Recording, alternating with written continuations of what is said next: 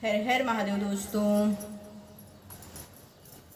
ओम नमः शिवाय। बोलो शिव शंकर भगवान की जय, पार्वती मैया की जय। हे भोले खोला नयनवा हो, मास लागे सवनवा। हे भोले खोला नयनवा हो, मास लागे सवनवा। भर के गंगा जल कलशवा मलाई, भर के गंगा जल कलशवा मलाई।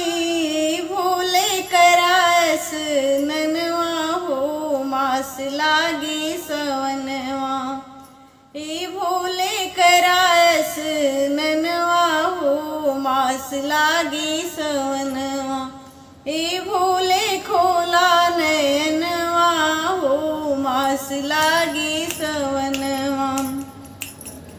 बेलपत्र भागे धतूरा मिलाई, बेलपत्र भाग धतूरा मिलाई।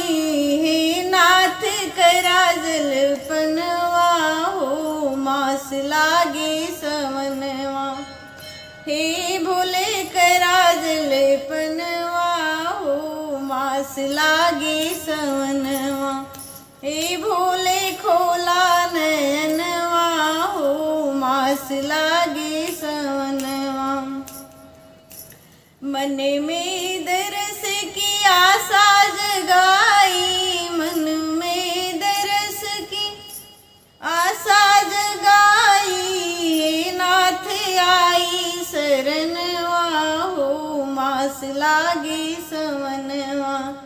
हे नाथ आई शरणवा हो, मास लागे सवनवा। हे भोले खोला नयनवा हो, मास लागे सवनवा। भक्ति भजन का वादा जन्म भर, भक्ति भजन का वादा जन्म भर। हे नाथ जबले परनवा हो, मास लागे सवनवा। भक्ति भजन का वादा जन्म भर, हे नाथ जबले परनवा हो, मास लागे सवनवा। ए भोले खोला नयनवा हो, मास लागे सवनवा। ए भोले खोला नयनवा हो, मास लागे सवनवा। हर हर महादेव दोस्तों। भजन अच्छी लगी तो वीडियो लाइक कीजिएगा, और पहली बार चैनल पे हैं तो चैनल से जुड़ जाइएगा। बहुत बहुत धन्यवाद। ओम नमः शिवाय।